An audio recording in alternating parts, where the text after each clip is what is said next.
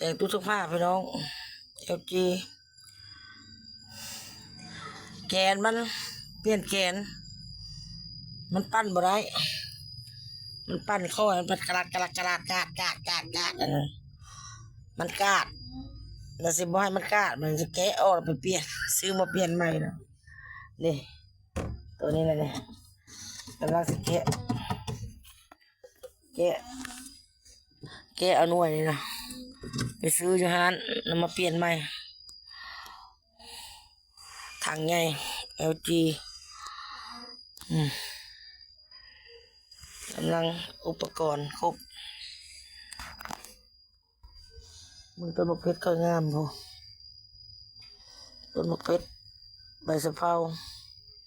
ผักอีตูใบขิงหอมนั่ง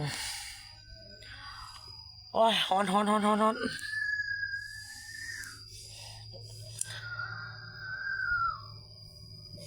ยังไข่อีก2 น็อต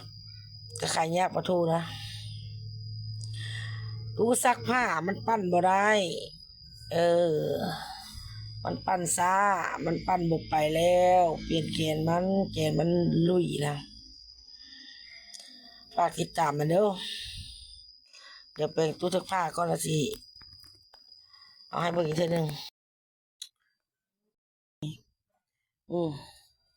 เอ็นกระแพงละทบครึ่งแล้วเดี๋ยวนี้ป๊อ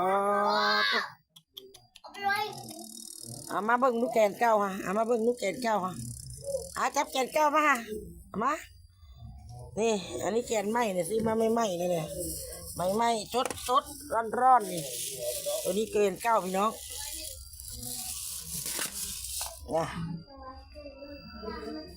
ซื้อมาแล้วมาเปลี่ยนแปลงเองไม่ได้เสียค่าสร้างนี่เปลี่ยนกันได้พี่น้องเด้อมันสิปั้นได้บอลเป็นยังไงซื้อแกนไหมร่างหันเนาะตัวจะกล้าพี่น้องมันจะเกลียดเลยแกนมันใหญ่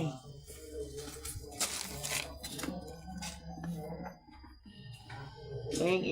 องไม่ได้เสียค่าสร้าง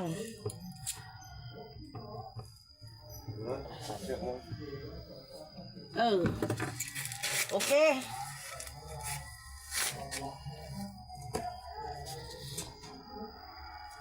อีกน็อตหนึ่งเสื้อยังไง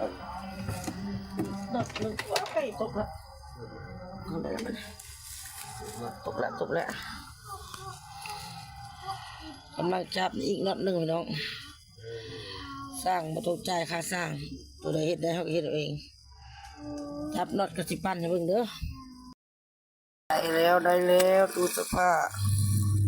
ปั้นเรียบร้อยเปลี่ยนเรียบร้อยในเต็มตู้แล้วพี่น้องเอ้ยปั้นเรียบร้อย